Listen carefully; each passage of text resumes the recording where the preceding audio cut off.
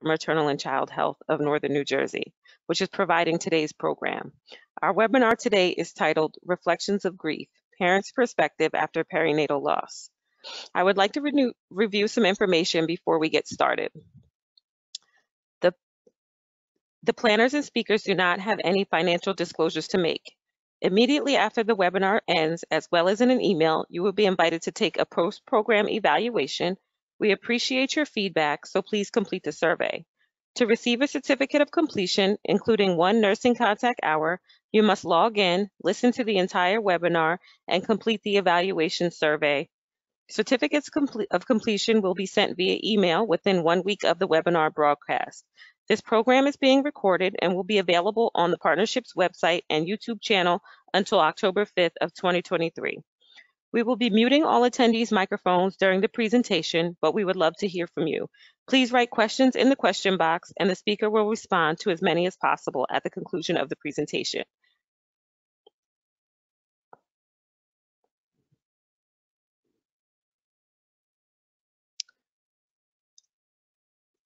So, good afternoon, all.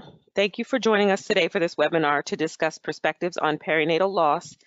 The parents' perspective. This is such an important topic in maternal child health and the health space because recognition and awareness of the prominence of pregnancy and loss and infant death is often gone unnoticed. This program was put together with the aim to support families who have experienced perinatal loss and for healthcare professionals to increase awareness, remembrance, and support programs and services for families who have experienced a loss. Pregnancy and Infant Loss Remembrance Month serves to promote a greater awareness for families whose lives have irrevocably been altered by the death of their children during pregnancy, at birth, and in infancy. The effects of loss vary for each individual and family unit. Common effects include, however, and not limited to depression, anxiety, changes in relationship, development of unhealthy coping mechanisms, and post-traumatic stress disorder. These effects, amongst others, are often underestimated, misunderstood, and otherwise overlooked by healthcare professionals, friends, and even family members, especially when concerning pregnancy loss related to bereavement and subsequent grief.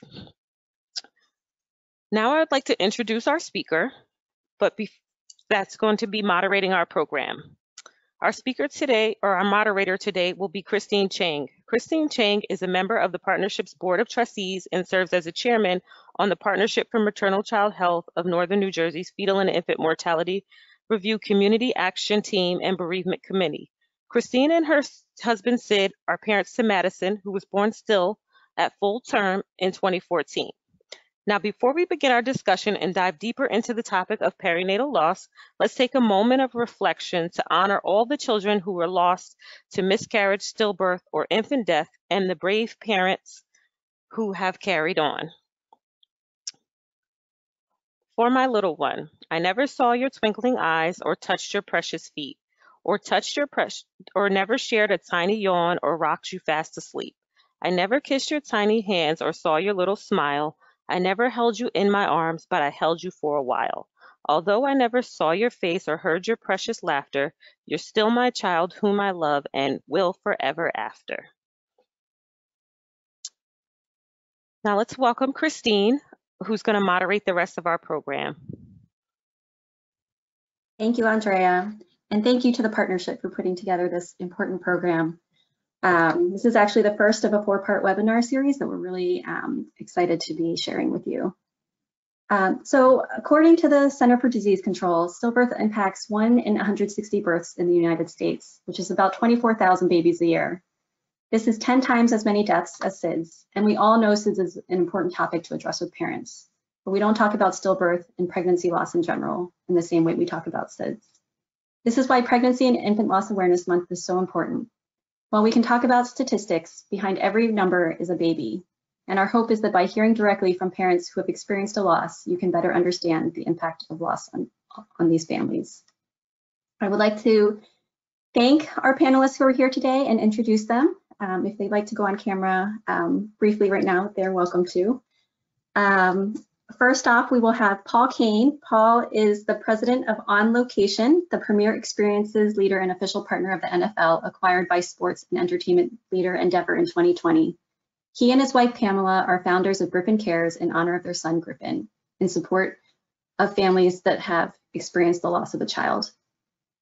Pamela Caine is an activist and parent mentor in the perinatal bereavement space. Since 1996, she has been promoting compassionate care for families who have experienced the loss of a child as an organizer and mentor for Englewood Health and Hackensack University Medical Center, and as a peer contact for the SIDS Center of New Jersey.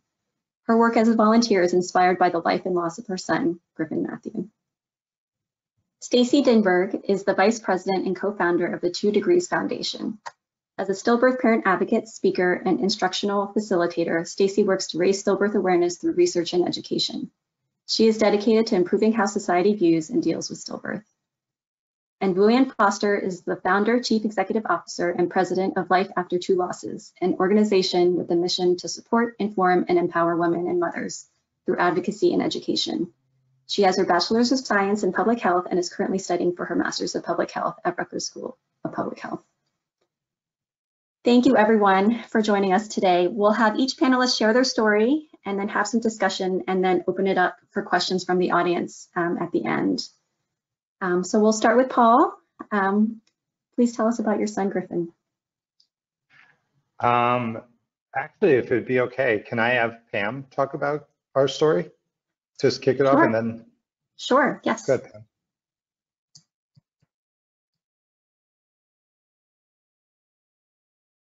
Oh, Pam, you might be on mute.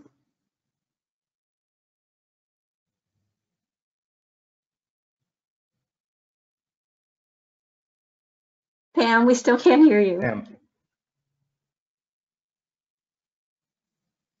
Let me see.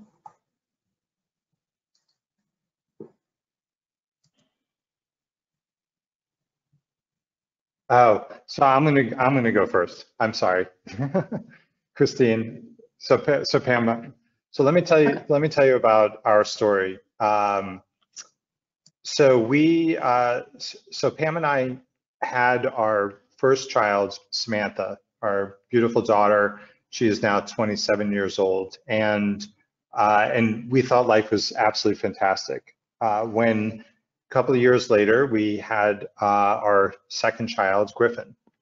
And the day that we were in the hospital delivering Griffin was absolutely amazing. And I have to say that when that day especially, I just remember sitting with Pam, Samantha, and Griffin in our arms and thinking life was absolutely perfect. A week later, we had a moment in our home where Pam was feeding Griffin and he went limp. It was odd because Griffin was perfectly fine, but we knew something was wrong. We grabbed him quickly, knowing something was awfully wrong, and we live very close to our hospital, and we basically jumped in the car and took him immediately to the emergency room. What Griffin suffered, which we didn't know, was a brain hemorrhage, and he was on life support for a couple of days while they were trying to figure out what was wrong, and then ultimately realizing that what happened to him was horrible, tragic, dramatic, and ultimately fatal. And we lost Griffin 13 days after he was born. It was an incredibly devastating time for our family, as anyone can imagine, and one where we spent many years trying to further understand, trying to digest, and trying to mourn, and trying to move forward. And what we realized was moving forward was really important. Of course, we did a couple of philanthropic things to try to keep Griffin's memory alive, which ultimately culminated with Griffin Cares, which is the program that Christine mentioned in her introduction. We went on to have 2 subsequent children, Ryan and Gavin, and while Griffin would have been 25 this year, the pain that we felt that day continues as if it was incredibly and almost in that moment. But we have moved forward in many ways, and while we've moved forward with our lives, Griffin is part of our life every single day. He is someone who is absolutely incorporated into our family, incorporated into our holidays, incorporated into everything that we do. Samantha, who had known Griffin, speaks of him often, and Ryan and Gavin, who hadn't met Griffin in this world, knows him and thinks of him as a brother, much like each other. Christine, I'm happy to go deeper into anything, but that's our story. Thank you. Paul, can you talk a little bit about, I guess, the supporting the family during that time? Like how you dealt with your own emotions, but also your daughters and your wife's. Sure. As a father, it was a very odd place to be for me, and I'm sure many fathers who have been in this, and many who I've spoken to since, because we do a lot through Griffin Cares to support families who've experienced a loss in both preterm and post. All the fathers, we tend to talk about a lot of the similar things.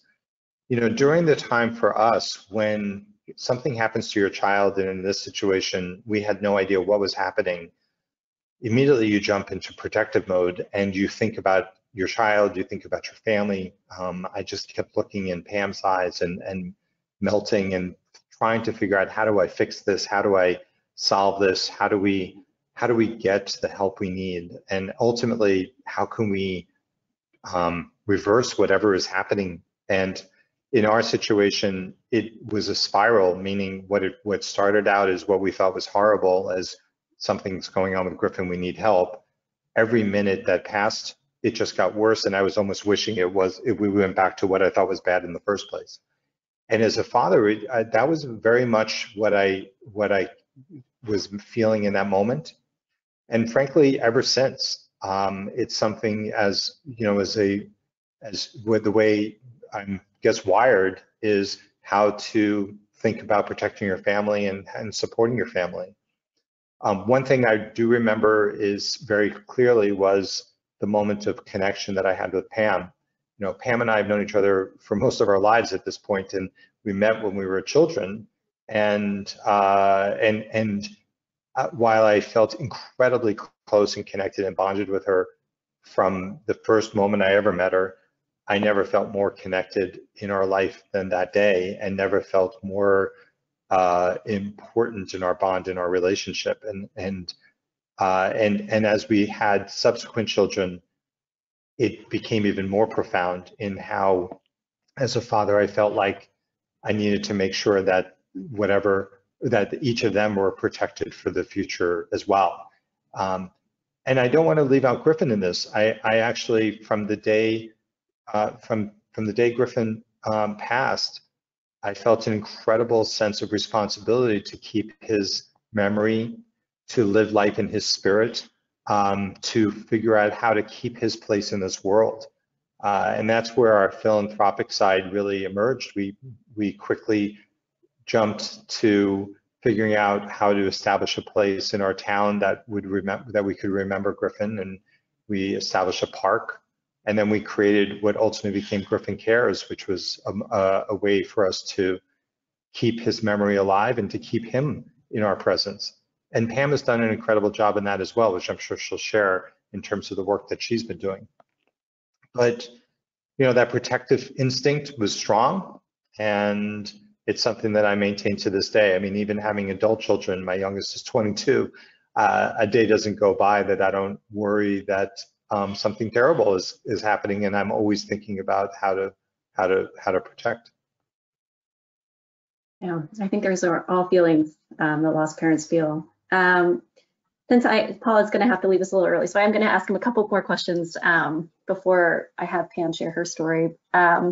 So, Paul, were there any resources that you felt were helpful early in your days, or that you share with fathers now that may not have been available before?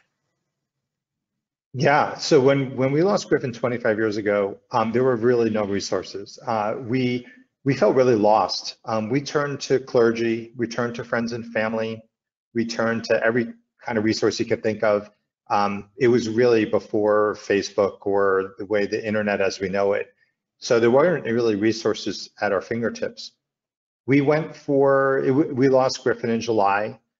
We tried to get emotional support, but unfortunately, that time frame, what we learned in August, trying to get emotional support is really hard because either they're not taking on new patients or they're on vacation.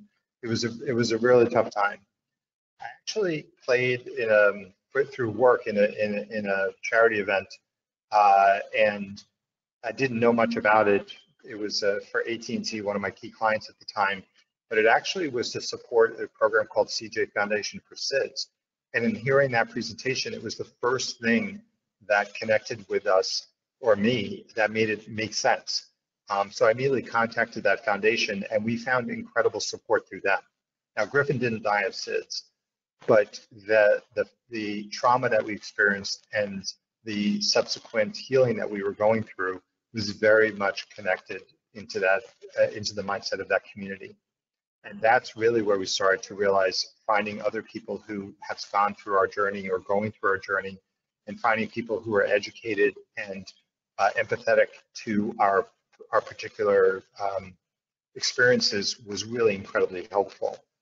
Now, the reason, even with the support of CJ Foundation for SIDS, we still were left often unsupported. And that's one of the reasons why we started Griffin Cares, was to provide support for those families. And that's been our mission, is to make sure that there is no family and no person who's feeling that loss of support that we felt. I would tell you that from in the hospital, from the day we brought him into the emergency room, all the way through, there was an incredible lack of knowledge of healthcare workers and first responders, and the unbelievable lack of meaningful support that we could find within that time frame was kind of extraordinary. So I do think today it's very different. Programs like this didn't exist then, at least not to our knowledge, and the fact that we're all here today, the fact that everyone on this webinar is listening, the fact that you're hearing our story and you're hearing what our experiences are and the other families is 100% already creating a better world than we've experienced 25 years ago. And the countless families that Griffin Cares has been supporting, that's the one thing that I've noticed is other fathers have shared with us during Remembrance Time when we get together and talk, is that there is a different level of support now versus what was then. Thank you. And I also wanted to ask about, it sounds like you had 2 other children after Griffin, is that correct? Yes. Our rainbow children, who we didn't know they were rainbow children until now recently, but yes, they were yes. Can you tell us a little bit about the experience of pregnancy after loss as a father? Yeah, I would say when Pam was pregnant with Ryan, it was very nerve-wracking for me. I do recall coming home from when Pam could feel movement. I remember feeling great sense of relief every time she said, "Oh, Ryan, he kicked today," or "Something happened today," and it was amazing.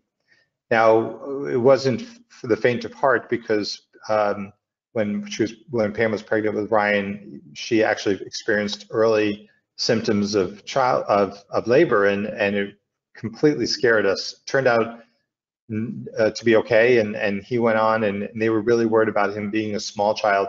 He was not a small child. He was I won't even tell you how big. He was enormous, and but during that entire pregnancy, it was really incredibly concerning. I will tell you, from an emotional level, I don't think I ever cried with more relief, more joy, more fear, more love, more every emotion you can think of than the day Ryan was born. And then and when Ryan crossed his 13th day, which was the day Griffin died, it was hugely profound, because it was amazing how every minute we had with Ryan became really critically important. We celebrated every week of his first year and as a birthday, and we cared about his health every single day. And it took a long time. It took a long time. for us to feel comfortable. And I would say, I'm not even sure I remember the day I started feeling comfortable. I just think we evolved into a new normal, but you know, it took many years. And I'll be, you know, brutally honest, I've in many periods of my life, and even now I seek emotional support because there are moments of that journey that that still linger to this day. Thank you, Paul. Is there anything else? The only thing I'll just add is that you know, I'm very proud of the work that we've done over the years, but what I'm most proud of is the fact that in this day, in this moment, I feel very full in our lives, and I feel very full because I have, because of Pam and because of Samantha, Ryan, and Gavin, but I also because of Griffin. And I feel very much connected to Griffin in a very meaningful way. And while you know, he's not with us here day to day on this earth, he is here with us every single day. And it's something that I think as anyone in the space who experiences or connects to anybody who understands loss, loss is not really the best definition of it. But loss is an emotional connection to the feeling, because the true sense of it really comes to connection and lack of understanding of the future and what this all means in your hopes and dreams. And there's so many profound elements to that, what defines loss. So Griffin not being here with us here is not all the loss. The loss is so many different elements that go into what you imagine your life to be with children and your life to be in your family, and all of the different aspects that go with it. So that's the only other thing I would love to add that I didn't share before, but I think it's important to note. Thank you, Paul. We really appreciate it. Pam, would you like to share your perspective? Absolutely. That was so beautifully said. So following on, you know, Paul gave you the background about our family and about losing Griffin. And as he mentioned, we've been, you know, it's been this year's 25 years, which has really touched us both in a really profound way. Meaning we've been thinking about and loving Griffin for 25 years. And we've also been dealing with our loss for 25 years, as well as talking to other families and other healthcare professionals for a quarter of a century to try to see if we could make someone else's experience a little bit easier than what we faced when we had our loss. And over the years, I think there's one thing that I always want to share when I have the opportunity, so I'm going to share it today with all of you. And that is about the experience of that initial trauma, the initial trauma of finding out that your baby has died. It is the most devastating and lonely place to be. And those feelings are so locked in that I used to say that it's like a movie that I can go back and rewind and replay and go in and out of every scene and relive every moment. But over the years, I actually now think it's not really a movie. It's like a virtual reality, because I can get right in there. And it's all locked in. Everything I heard, every word that was said to me, everything that was done. And what I want to share is that the healthcare providers that were with us that day are locked into those memories with me. And those words and those actions and what was said and not said, done and not done, those are all in there too. 25 years later, they're all in there. And the reason I want to share that with you and with everyone who's listening today, whether you're a family member who is there or a healthcare provider who is with a family, is that you have this opportunity. And it's so powerful to be a guiding force or a positive force at this terrible time when this family is in this moment that will be a part of their lives forever and a part of their story forever. And during our experience, I think as Paul had shared when he was talking, some of the things that we experienced and some of the interactions that we had, unfortunately, were really bad, really uncaring. And others were so tender and so helpful that they made us think about things in completely different ways. So I wanted to just take a moment to just give you an example of those things to try to bring this home for you. And one is going to go to a really horrible and dark place. When the neurologist who was examining Griffin came out from her examination and told us that we should just give up hope.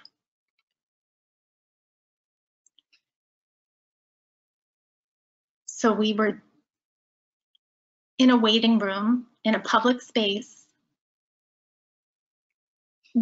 not even understanding what is happening to our newborn son. And she just coldly delivers words that you can just not say to a parent, because no parent is ever going to give up hope. Those words stayed with me for so long. And that cruelty stayed with me for so long. And it's now so many years later that I think, what if when she came out of that exam room, she just said, would you like to hold your son? And let me have the time and space to start to process what was going on. What if she chose different words or a different way of sharing this same horrible reality that was being revealed to us, but in just a much more soft and compassionate way? It wouldn't have changed the outcome. It wouldn't have changed the tragedy, but it would have changed some of the damage and some of the work that we had to do to dig ourselves out of this dark and terrible time. On the other end of the spectrum, at that same time, we met nurses who were so caring, who helped us create memories during the time that we had with Griffin, which was something that would have never, there are things that we would have never thought to do. They made hand and footprints for us, and they helped us hold him even though he was hooked up to so many machines and apparatuses. After Griffin died, when we were leaving the hospital, one of the nurses handed us this book because she heard us talking about Samantha and how she was 2 years old and worrying, how do we talk to her? And she gave us this book called Where's Jess? And at the time, it was this like little almost pamphlet, and now it's been republished and is this beautiful color book. But at the time, it was just sort of this like craft paper pamphlet. But it gave us this simple language to talk to our 2-year-old daughter about something that we didn't have the words to even begin to talk about with anyone. These same nurses came to our house. We were Jewish, and we observed Shiva after someone in our family dies, and we had a Shiva for Griffin, and they came with this blue basket. And all these years later, I don't know what was in the basket, but I will tell you that after Shiva was over, in the following weeks, I filled the basket with dried flowers. And that basket, representing all that kindness, was the centerpiece on our dining room table for well over a decade. And again, I share these things with you because in a moment of tragedy, you have the power, you have this incredible opportunity to do something that can really shape someone's life, even if you can't change the outcome of what's about to happen to them. You can shape how they feel, and you can shape how they heal. And I always try to get that message out because it's not said enough, but those moments and memories that you can create, those opportunities that you use can change someone's life. And it's such a powerful and transformative thing.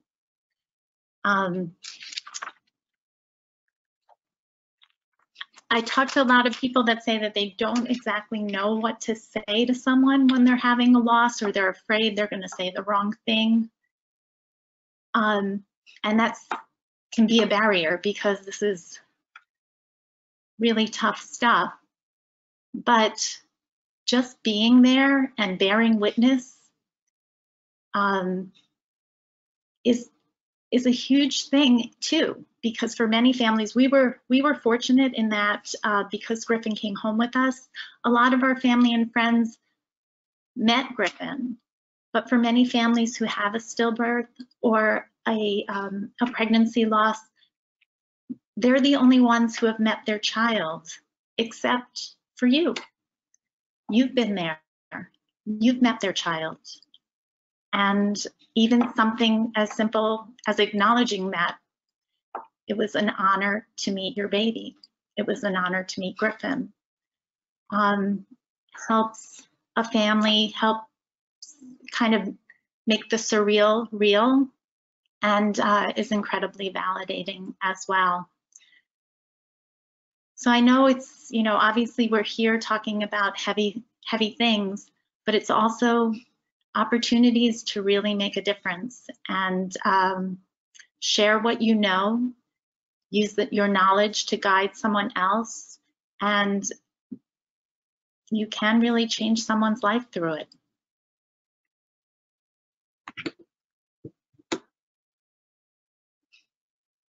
Thank you, Pam. I can't tell you how many times while you and Paul were talking, I got goosebumps because I could relate. We did get a couple questions in, but we'll save them for later. I want to make sure we have time for everyone else's stories. I just also wanted to make sure, is there anything else you wanted to add before? No, I think I'd be happy to answer any questions or continue the conversation during the panel discussion. Okay, great. Thank you. Thank you, Pam. Stacy, would you like to share your story?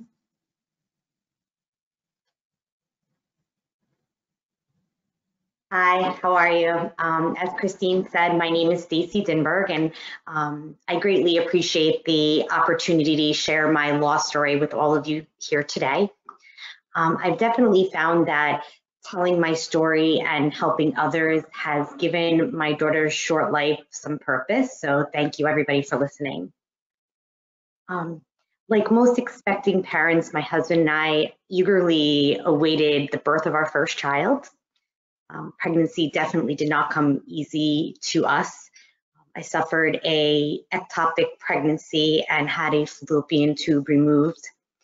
And then after a 2-year struggle with infertility, I finally became pregnant with the help of IVF, and we were just absolutely beyond thrilled. But our immense joy turned into immense pain very quickly. During my 37-week pregnancy, during my 37th week of pregnancy, at an ultrasound, I found out that my daughter no longer had a heartbeat. My unsympathetic doctor started rambling about protocols and standards of care without really offering me any type of support. I was left in a cold, dark room to make my phone calls with an ultrasound tech that seemed to be just as shocked as I was. There really was no empathy or sympathy and no explanation of what had happened and why. I remember once my family members met me at the office, I was coldly asked to escort myself to the neighboring hospital to deliver my child that was no longer living. I arrived to the L&D floor of the hospital amongst other expecting mothers, which seemed to be like a cruel joke. I was bombarded with questions. They asked, how did I want to deliver the baby? Would I hold the baby? Did I want to name the baby? Would I agree to an autopsy? But I was honestly in no frame of mind to answer any of those questions. We asked for the professional help of a social worker, but unfortunately, nobody was available at the time. I was scared, devastated, confused, and just completely overwhelmed. On January 30th, 2014, at 10:50 p.m., my daughter Ryan-Eva Dinburg silently entered the world. At first, I declined to hold her and to see her, but I changed my mind after a very kind and sweet nurse told me that she was an exceptionally beautiful baby. She was right. She had her daddy's nose and her mommy's dark curly hair.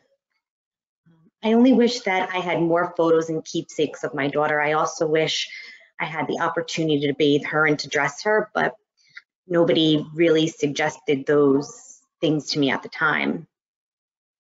A social worker finally came to visit me the following evening, and she gave me my daughter's hand and footprints along with a list of local funeral homes. She gave me a book that I could barely read because my eyes were so swollen from crying.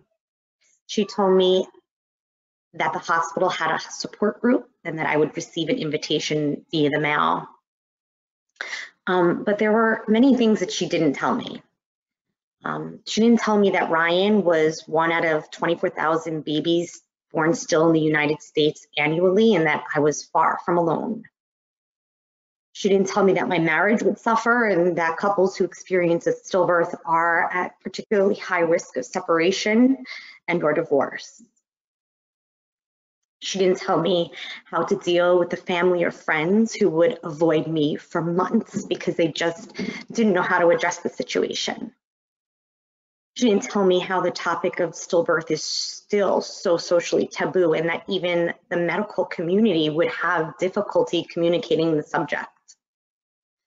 She didn't tell me about the flashbacks that I would experience or the panic attacks that I would have every time I encountered a pregnant woman. She didn't tell me about the work I would miss or that I would be eventually laid off for exceeding my allowed time off. She didn't tell me about the severe anxiety and that I would experience in my subsequent pregnancies. She didn't tell me about the tens of thousands of dollars that I would spend on mental health care because my insurance company wanted to dictate my care plan. And she didn't tell me that I would spend the rest of my life honoring my daughter and advocating for women who suffered the same tragic fate. Pregnancy and infant loss is truly a lifelong journey, from the moment you experience the heartbreak of losing a child until the day you die. Many friends and family members acknowledge the pain of loss through sympathy and support immediately following a loss. You know, they send flowers, they send meals, cards. However, there's a statute of limitations on how long grief is socially acceptable. And after a certain period of time, I have found that people just don't think that extenuated grief is normal, and it's almost considered unhealthy. Now, over 7 years later after losing my daughter, I've been told to get over it. I've been told to stop talking about it and just to not harp on my loss anymore. But the issue with that is that grief never truly goes away. It's something that is always there. We learn how to manage the sadness and find ways to build an alternate life. During my own personal grief experience, the first year after losing my daughter seemed to be the most difficult.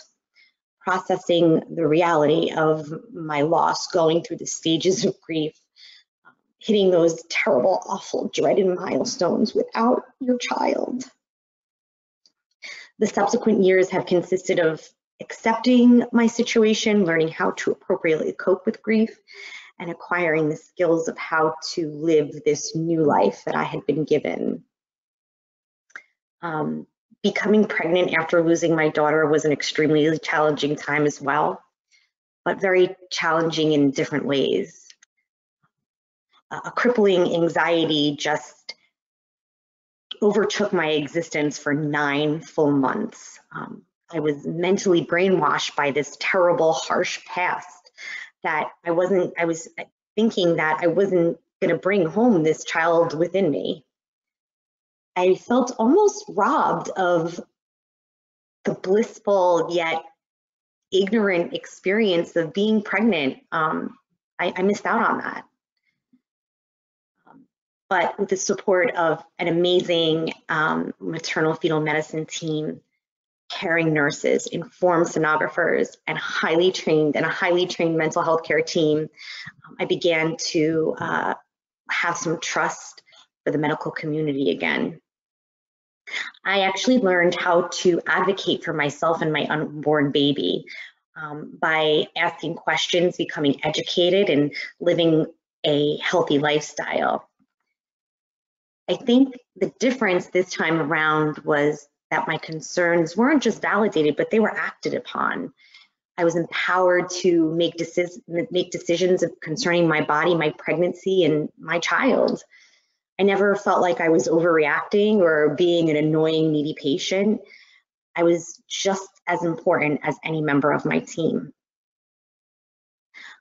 It's hard not to think that if I knew the things that I now know, that I maybe would have been able to save my daughter from her tragic fate. Bittersweet is definitely a phrase I found myself saying a lot after caring for a newborn baby. With each happy first and milestone met by my beautiful rainbow baby was an uninvited wave of sadness that entered my head. I remember I had broken down into tears the first time I bathed my daughter. And my mother asked me, "What's wrong? Why are you crying?" And I sobbed to her. I said the joy that I had felt in that moment was bullied away by the painful reminder that I was never able to bathe my first child. And then, of course, I would feel guilty for being sad and ruining my rainbow baby's first bath. Now I am the mother of 2 little girls, ages 4 and 5. I find new challenges that are directly associated with my stillbirth. I have difficulty leaving my children. I have consistent catastrophic thought that something awful is about to happen. I'm overprotective. I'm over-controlling. And I always feel guilty about viewing my family as incomplete, like a piece of our puzzle is just always going to be missing. I often feel like I have to act like a normal mom and pretend like I haven't experienced the trauma of losing a child, and it could be truly exhausting at times. There are days when it's hard to go to work, to be a good wife, and or even to hold some kind of social life. But there's hope. Since the stillbirth of my daughter, I've been dedicated to telling her story, spreading pregnancy and infant loss awareness, and advocating for the empowerment of pregnant people. I have met so many wonderful, amazing families along my journey that share the same agony as losing a child. It's a lousy club to be a member of, but we weren't exactly given the choice. Far too many families hold their child in their hearts instead of in their hands. Thankfully, many of us find strength and courage from each other, and for those friendships, I'm beyond grateful. And as for me, well, I'm one of the lucky ones, believe it or not. I was able to access available resources, although limited. I found the courage to speak up and speak out. I was able to focus my life-altering grief into a lifelong mission of hope. What about the other ones that are a little less fortunate than I am? How do we support these women and families? In my opinion, it really honestly starts with communication, collaboration, and education. The 2 Degrees Foundation has been working with maternal health stakeholders and New Jersey's Senate Majority's office to bring the first ever stillbirth focused center to the U.S. in New Jersey to improve stillbirth outcomes here in the state. We are hopefully awaiting for Governor Murphy to sign this amazing bill into law in order to support all families that suffer from a stillbirth in New Jersey. I just wanted to thank everybody once again for this wonderful opportunity. I hope that I've provided you with some food for thought and given you some hopeful insights. Thank you so much. Thank you, Stacy. You are a wonderful mom to all 3 of your kids. So, thank you. Luann is going to share her story, and then we will do questions afterwards. So thank you, Luann.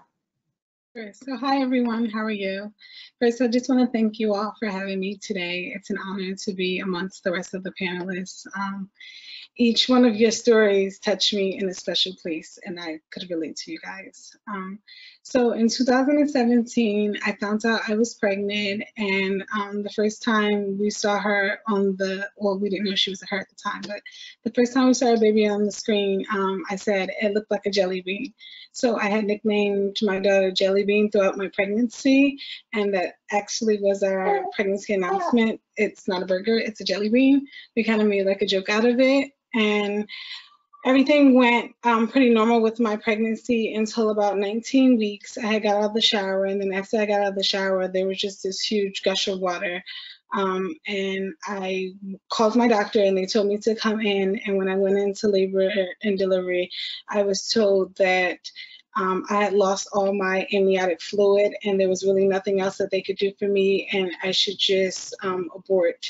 And for me, because my baby still had a heartbeat, that wasn't something that I wanted to do. So I opted to continue on with my pregnancy. And unfortunately, I was told I still needed to go back, like I should do everything as normal, go back to work. So I had went back to work, and I worked in a hospital at the time, and something just wasn't feeling right. So I went upstairs just thinking I would get a check up, and I found out I was in full-fledged labor. In my mind, I I didn't think to call anybody because in my mind it was too soon. So it couldn't be possible that I would be having my baby at this time. So I was informed that my pregnancy had turned septic, and when I had originally lost all my fluids, that I should have been given antibiotics so that to help from the pregnancy from turning septic. And I was told that they were going to have to induce me. So they induced me and they removed me from the labor and delivery floor, and they bumped me to the postpartum floor. And as they, again, I still had not called anybody because I kind of was in complete shock. And I kept saying to them, like, I'm not ready to have my baby. It's not time. I had asked the nurse, I said, what's going to happen, you know, when like the baby's coming? And she literally said, well, your baby's going to die, so you're going to deliver your baby by yourself, which ended up not being true, but it just was a nightmare after like a nightmare. No one in this hospital really taught me about like creating memories or that this happened before to other women. So I basically, they put my baby in this pink basin that they use for when patients are throwing up, and they told me I shouldn't touch her, and if I did want to touch her, I should have used gloves, and that pretty much like summed up my experience. They said that they would, by this point I had called my family and everyone was with me, but they said we could keep her for a couple hours and then that would be the end of it. So I don't have any real memories. I remember them asking me if I wanted to like have a funeral or cremation, but I didn't know what to do. Like I had never experienced something like this before. I didn't know anybody who had experienced anything like this before. So I wasn't in a place to really make any real decisions at that moment. Fast forward, a couple months later, we went to, I guess, maternal fetal medicine, and we had a consult to try to figure out what went on. And I was told that I may possibly have a condition called incompetent cervix. Basically, as the pregnancy gets further along, the weight of the pregnancy begins to get heavy, and then your cervix starts to open, and basically it kind of like pops the water, and the pregnancy essentially is over. After that, because without the fluid, the lungs don't develop. So second time around, they had basically said to me, for like when I had my consult, that I can get a transvaginal cerclage, and they assured me that this worked and that this would be fine and there's nothing I would need to do. So 9 months later, I found out I was pregnant again, and we went in and I had transvaginal ultrasounds done weekly, and no one had told me that, you know, they thought that I should do anything different. They basically said, if we notice that your cervix starts to shorten, then at that point we can place an emergency cerclage. So at about 18 weeks, we noticed that my cervix started to shorten, and they booked me for emergency surgery, which was the transvaginal cerclage. At about 22 weeks, the same thing started to happen. I noticed like a trickle of water. So instead of just calling my doctors, I literally just headed over to labor and delivery, and they basically didn't believe me. They basically said, there's nothing wrong with you, you're fine, you can go home. And I got to the parking lot, and the rest of my water like burst onto the, like in the parking lot. And I weighed down a tech, and they, you know, brought me back in. When I went back inside, I was like very visibly upset, and I said to the nurse, like, I had been telling you guys that something was not right, but you guys were not listening to me. And her response was, if your water was gonna break inside or outside, it doesn't matter where it happens. So I decided to continue on with the pregnancy because, again, my other daughter had a heartbeat. And my doctor came in, I basically said to him, last time this happened to me, you said if I had only got to 20 weeks, that you would have done everything in your power to try to help me sustain my pregnancy. And I am at 22 weeks. So he allowed me to stay in the hospital. They gave me a bunch of antibiotics, and this story is a little hard to tell. So after that, we noticed that I started to have the contractions, and they said that they could not stop them. the NICU team came in and spoke to me, and they said normally at 23 weeks they allow the parents to decide, and I was like a day away from that. They said at 24 weeks they would have did any intervention to try to save her, but because I was not at 23 weeks, there was literally nothing they could do. So I had my cerclage removed. And from there, I delivered my daughter, who lived for over an hour and a half, and we named her Valentina Marie. And my doctor came in with the maternal fetal medicine team, and they sat on my bed and they said, you know, they were so sorry. They were so sorry. If I ever wanted to do this again, they knew a procedure that I could get that would give me a higher chance of bringing home a live baby. And at that point, I just was like, no, I don't want to go through any more of this. I'm not interested. That's okay. And 3 months after my loss, I went in to see the doctors, and I found out a couple of different things. I found out that he had not agreed with maternal fetal medicine's decision for me to get the transvaginal cerclage as an emergency, that he originally thought that I should have gotten that at 12 weeks. So I kind of was a bit frustrated that we all weren't on the same page, that I wasn't given all the information. I was only given partial of the information I wasn't given all the information to make a better decision for my family. Then he also had talked to me prior at the hospital about getting a transabdominal cerclage, which I now know is a 95% chance that you will get to full-term versus the transvaginal cerclage, which is an 85% chance that you would get to 24 weeks. And we all know that the risk for 24 weekers is not as great as a full-term baby. So I said to him that I wanted to move forward and get the transabdominal cerclage. And again, there was some pushback. He kind of said, well, I believe that we can, do the other cerclage at 12 weeks. And I said to him, no. I said, I've already had 2 losses. We've tried that before. And I was shy, like 2 weeks away from where I needed, or 1 week and some days away from where I needed to be. I don't want to go through this again. I want to get to full term. So I received a transabdominal cerclage, and I'm now holding my rainbow baby, King Cairo, because of this procedure and because I advocated for myself. And now after my 2 losses, I spend my time helping women and being a resource that I wish I would have had during my pregnancy losses, which includes sharing information. Again, if I would have known that the second procedure I received was only an 85% chance that it would get me to 24 weeks, I never would have went with that option. I would have went with the option that I have now. There's a higher chance that I would bring home a live baby.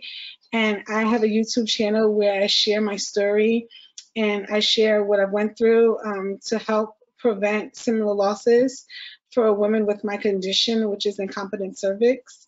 I also co-facilitate a support group. After my losses, I was suffering from depression and just not understanding, and I would attend, support groups from the hospitals. And in these support groups for 2 hours, I would go there and I would relive the grief in my experience, and I would listen to other women relive their experience, and I would leave there with more anxiety than I had came with, because all I was doing was literally just talking about what had happened to me every month, and I just wasn't going anywhere from that. So for me, I found ways to empower myself so that I could, overcome and move on with my life, and not in a sense move on that my daughters never existed, but I needed the skills so that I can continue living. And I now co-facilitate a support group with the Partnership of Maternal Child Health, where we provide some of the resources that I wish I would have had in a support group.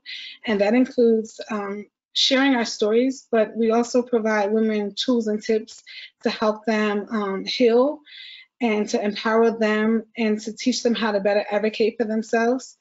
Mostly everything that's happened with my 3rd pregnancy with King was because I advocated for myself, and it was because I did my own research. I realized that from my 2 losses that I can no longer allow the doctors to dictate how my experience goes, that I have to be a partner in my care. And by being a partner in my care, I can then make some of the same decisions as they're making, but for the best interest of me and my family. And that's pretty much it. Again, for men, I formed a nonprofit, which is Life After Two Losses, and our mission is to support, inform, empower women and families to prevent them from suffering similar losses by providing advocacy through education. And every year, no matter what, I continue to honor my daughters, because if it wasn't for them, I wouldn't be in this line of work and I wouldn't be holding my rainbow baby today. Thank you, Luann. I think it's always helpful to remember that we have to advocate for ourselves. And so thank you for sharing your story. I'd like all the panelists to come back on video if they're able to, and I will do so as well. Thank you again for sharing all of your stories. They each show us a different side of loss, but there are also so many commonalities. I'd like to kind of dig into some of the themes that we've already talked about a little bit, and from the audience, we've had a couple questions. If you have any more, please feel free to put them in the chat and we will get to them if we are able to. So I think I'd like to start first off with sort of that initial hospital experience. I know there were a number of comments about memory making and you know, what was helpful. If anyone would like to expand a little bit more, I think that would be helpful. So I am off mute. Okay, so for me, I didn't know that this was okay to make memories with your baby. Like the way I was treated at the first hospital was like this baby was like trash, and it was like I should want nothing to do with it. So I didn't. Sorry, that just makes me sad. So I didn't know to make those memories. I didn't know that I should have gotten her cremated and I should have taken her home. But it was that experience, and from speaking out, even when people said, like, you shouldn't talk about these things, nobody talks about these things, it was from doing those things that I learned how to be able to create those memories with my daughter.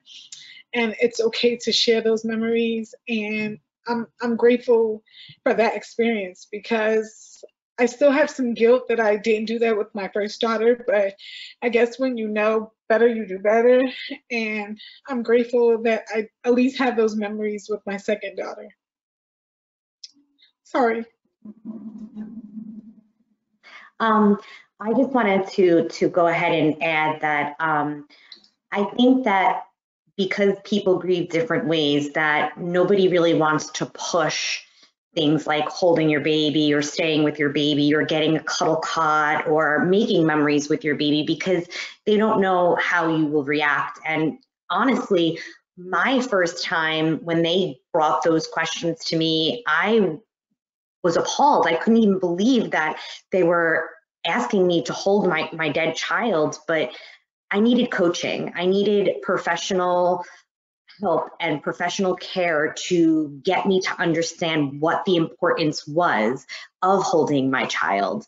And somebody to kind of tell me that this was the time to do it now, because in a few days, it wouldn't be okay to do that, or, you know, I wasn't going to be given that opportunity anymore. You know, there are so many amazing things that you could do now, between the cuddle cots, between now I lay me down to sleep, you know, having a photographer. I wish I would have dressed my daughter. I wish I would have bathed her. I wish I took a lock of her hair. But I think people fear that if they give these options to the moms, that they're going to be shocked or devastated, when there's a really helpful way to approach moms with this information, and to continue to ask throughout the hospital stay, not just like a one and done, but there's a way to coach people about this. And I think that that's really important, that those opportunities are provided for all parents. I just wanted to add on to the important thoughts that Stacy and Vuan just shared. The importance of that coaching and education for parents. No parent who is faced with a sudden and tragic loss is prepared for what they are about to encounter. I mean, with the exception of if it is their second loss or subsequent loss. But most are completely shocked and overwhelmed that they are in this situation. It's surreal. It's like it's happening to someone else. There's no context for it. There's no script. When we lost Griffin, we didn't know that anyone else that this had ever happened to, and we didn't know what we could ask for, what we wanted, what was about to unfold. We need that coaching. And everyone who knows something, who's attended a webinar like this, who's read a book, you have, it's not just important information to share, it's critical information to share. And you might think that it's obvious because you know it. You might think because you know that someone can hold their child, or pictures can be taken, or footprints and handprints can be made, that it's obvious, or that would be something that the parent would ask for if they wanted it. But parents would not know to ask this. All the parent wants is for this to not be happening. And we need you to show us the way. And I think, as Stacy said, there's a way of introducing these ideas over time, and also providing options. Maybe I've worked with families that made the memories but didn't want to take the memories home with them, but that's okay. The hospital can hold on to them for a while because they may very well change their mind. It may be too painful at that time. But it's a process, but you're the key. The one who has the knowledge has to pass it along. It's really, it's such a gift that you can give because parents don't know what to ask. Can I piggyback off? Yes, go ahead. I just want to piggyback off something you said, Pamela, and you said, Stacy. So I remember the nurse with my second daughter. The nurses, when I tell you, they were so extremely kind with helping me create memories while my daughter was still alive, that when I found out I was pregnant with my son, I found a way to contact them. And I said, I'm coming back, because the way they treated me and the way they treated my daughter, even though they know she was going to die, was unlike the first experience. And I felt sad that I was leaving her, but I knew that I was leaving her in good hands because of the way they made me feel. So I would agree with you guys in regards to that coaching. Like, if you don't really know what to do in that experience, we kind of need some help. And seeing that they see this over and over, it's great to have someone who's like so compassionate and can see you through it. Just wanted to add that. And then I wanted to, I asked Paul this, so I wanted to ask you all, what were some resources that were really helpful for you? Anything specific that you might recommend to other parents? I can go. So from day one, the partnership has been very helpful to me. They did connect me with some resources after I had my first loss. And again, I felt so connected to the coordinator that helps connect me to services, that I reached out to her when I found out I was pregnant the second time. And then I also shared with her when I had my loss. And then the partnership has helped me advocate, better learn to advocate for myself, as well as to teach other women and families how to advocate for themselves. So they've been an amazing resource. I think for Paul and I, one of the greatest resources that we've found along our journey is the other families that we've met. Because finding other families who have can understand where you're coming from without you having to kind of try to explain, who can see you for who you are, and whether, you know, knowing where you come from provides the context. It's so liberating and so empowering to know that we're in this together, and one by one we're going to help lift each other and support each other through these hard times. So the organizations that have done that, and the people who have done that have worked to connect me with other families. And early on, I think, you know, as Paul said, we were really lost. But at my 6-week postpartum checkup that I somehow got myself to go to after losing Griffin, my doctor handed me this little folded slip of paper and said, you know, you should call this woman. She knows what you've been through, and you should talk to her. And I remember just holding that piece of paper and thinking, oh, there's someone else out there that knows what I'm experiencing. And when I called her, it was like this little glimmer of hope for the first time went on, that, wow, she's talking on the other end of the line, and she's made it through. She somehow, I don't know how I'm going to get through the next hour, and she somehow has gotten through months and maybe a year past her loss. And that was a real light switch that went on, that maybe I was going to make it through as well.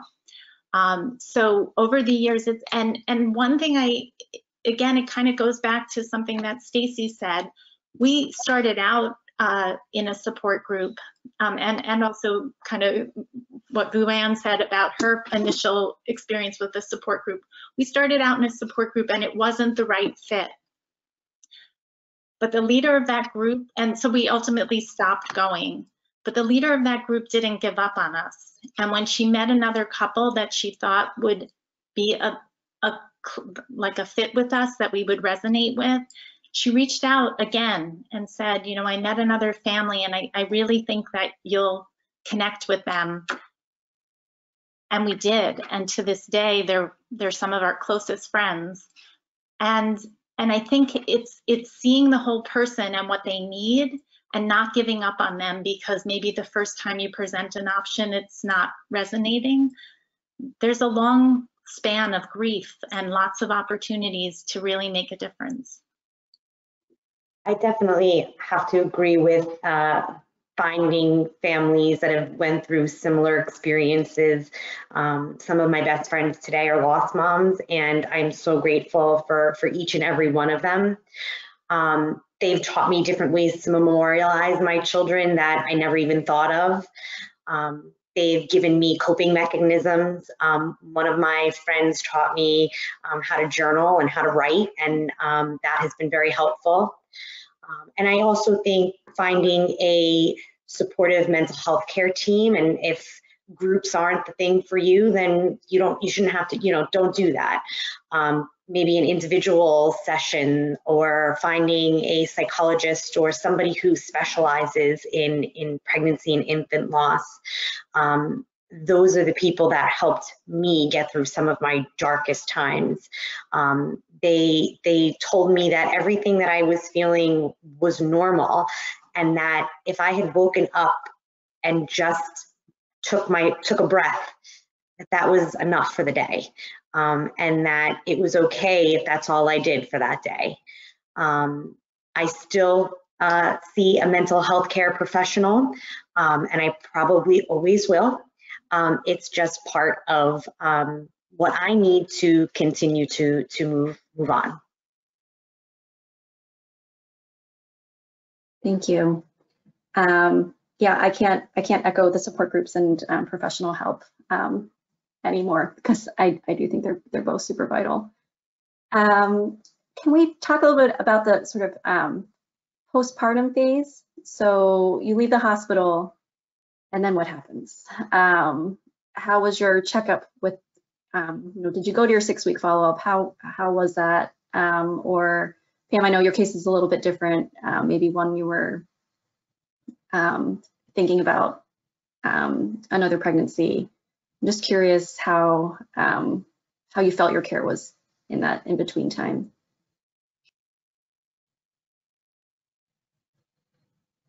I think going back to the hospital and to the doctors after I lost my daughter was probably one of the most traumatic things that I've experienced.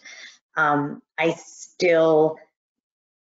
heart still races when I drive past the hospital. It was very odd to go back to the office. Some of the office staff maybe didn't really know that I had lost the baby. So, they had asked questions like, oh, where's the baby? Or, things like that, which were not helpful. But it kind of is all a blur to me at this point. But in my subsequent pregnancies, that was one of the biggest fears that I had to overcome, was going back into a hospital, putting my care back into healthcare professionals, and hoping that they were going to be just as invested as I was. Like I said, I was lucky. I found an amazing team who taught me how to empower myself, and who went through the steps of birthing my rainbow baby to such with a fine-tooth comb that the anxiety was not as great as I think it would have been.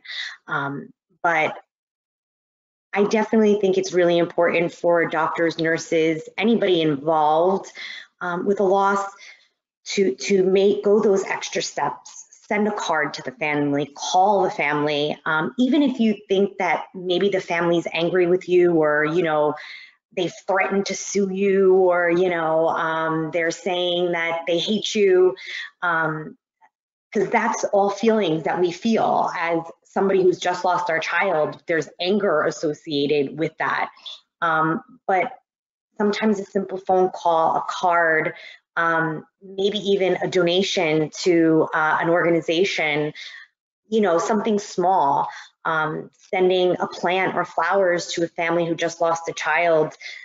It's sometimes just that extra little step that makes you think, okay, they do care. They care that this happened, because that was definitely one thing that was lacking from my situation in losing my daughter. There was no phone calls. There was no follow-up. There is no, I'm so sorry that this happened to you. And that made my grief even deeper than what it needed to be, and even more difficult to deal with.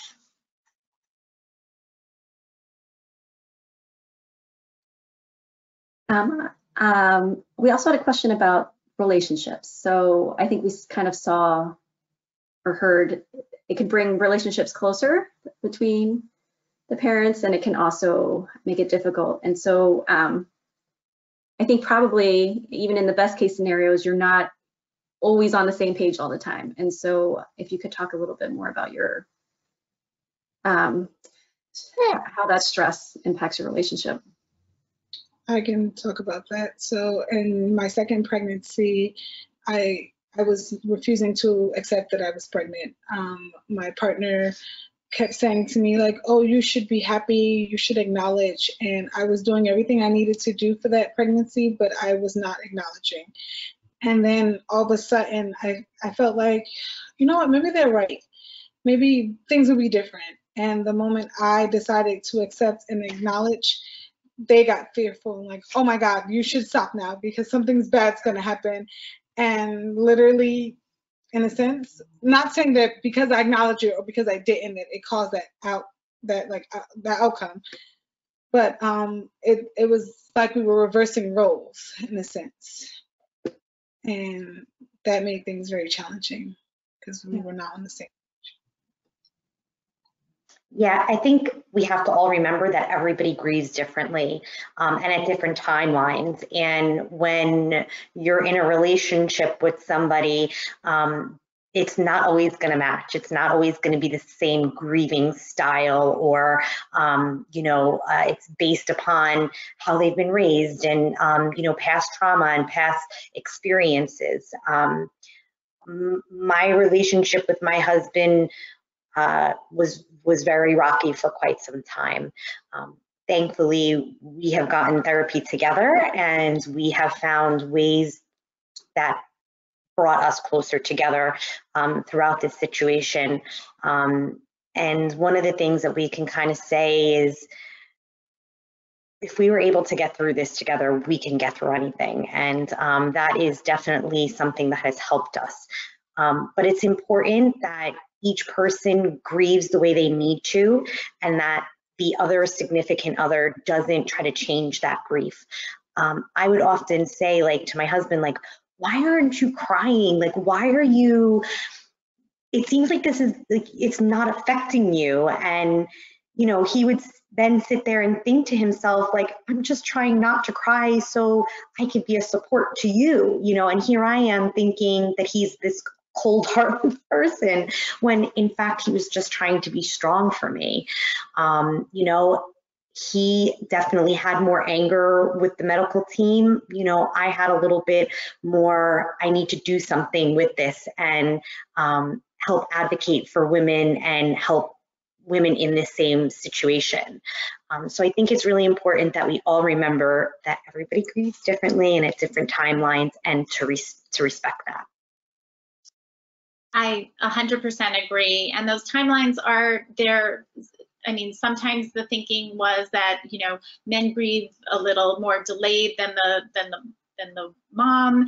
But I think it's completely unique and individual. I know in our case, you know, Paul shared a bit of that sort of protective instinct that kicked in for him. He wanted to go back to work. He wanted to make sure that, you know, he was providing. He wanted to make sure that we were secure. And I took time, and I was home with Samantha. And I think I was sort of in the earlier stages, just more in that moment of intense grieving.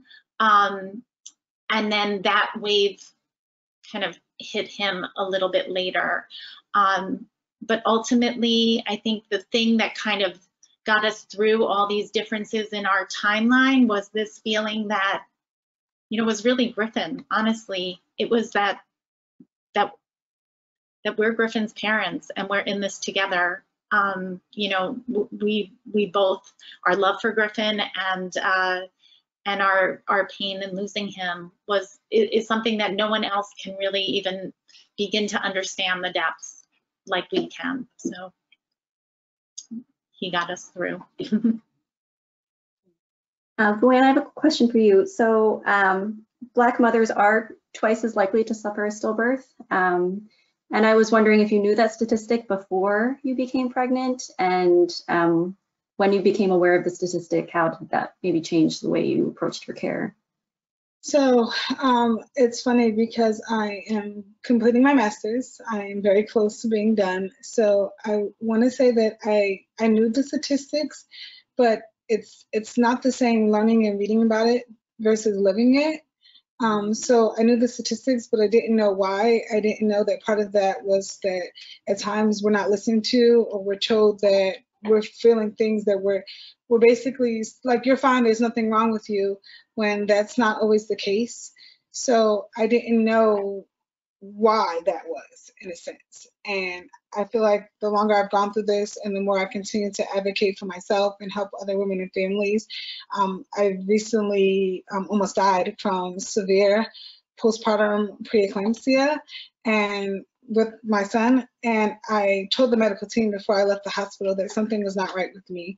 I showed up 2 more times and said something is not right, and I was told that there's nothing wrong with me, I was fine, this was normal, only to show up to a hospital and be transferred to by a medical team because I had 33 pounds of fluid on me that was backing up into my lungs. It was impacting my heart function, and my blood pressure was at hypertensive crisis. And they said I was literally like, they were going to send me to the ICU had I not started to get better.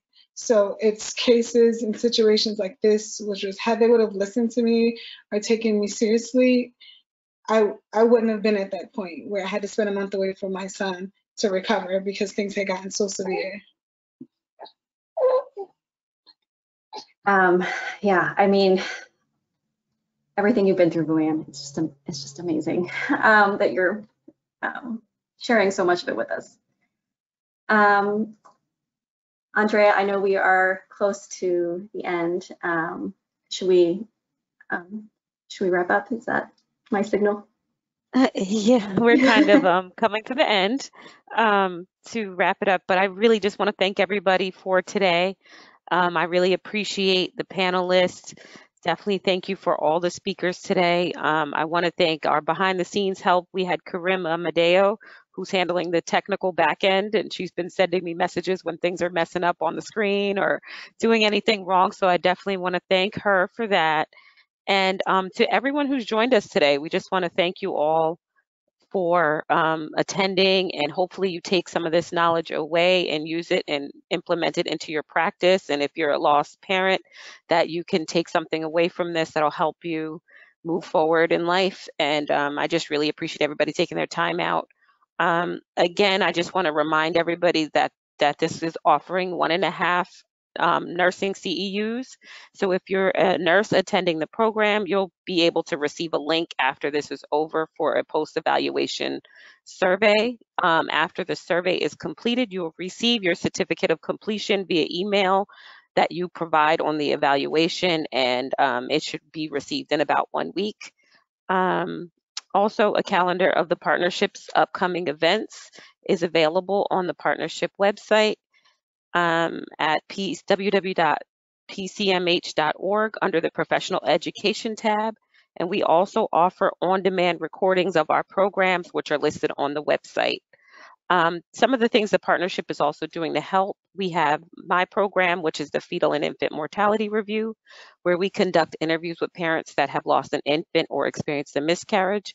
And these findings are compared to corresponding medical records to identify opportunities to prevent loss.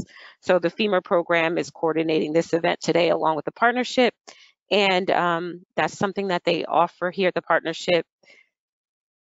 We also have the Perinatal Mood Disorders Initiative that provides follow-up via emotional health phone support for women at risk of developing perinatal mood disorders, including those who've experienced a loss. So they contact mothers postpartum and assist with referrals to help with mental health concerns after. And as Luann mentioned earlier in the program, we have the Pregnancy and Infant Loss Support Group that we co-facilitate together, Luann and I. It runs every third Thursday. Right now it is via virtual. You can register on the partnership website for that, and that helps, parents that have experienced loss through support of others. We also have these brochures that are available for hospitals or any kind of advocacy groups that would like them. We send them out. We have the After Your Loss brochure, which is a resource guide that breaks down by county in the northern New Jersey area of mental health and support groups that are available. And then we have the Tender Heart Tough Decision Guide, which helps facilitate the conversation of making memories and decisions immediately after the loss. These are just some of the special considerations that we have. And then we just thank you all for coming. And our final closing reflection, we would just like to share a butterfly lights beside us. A butterfly lights beside us like a sunbeam. And for a moment, its glory and beauty belong to our world. But then it flies again. And though we wish it could have stayed, we feel so lucky to have seen it. By an unknown author. So thank you all for coming, and I hope you enjoyed this program and that you're able to take something away. Thank you, Christine, for moderating. You did a great job, and thank all the panelists.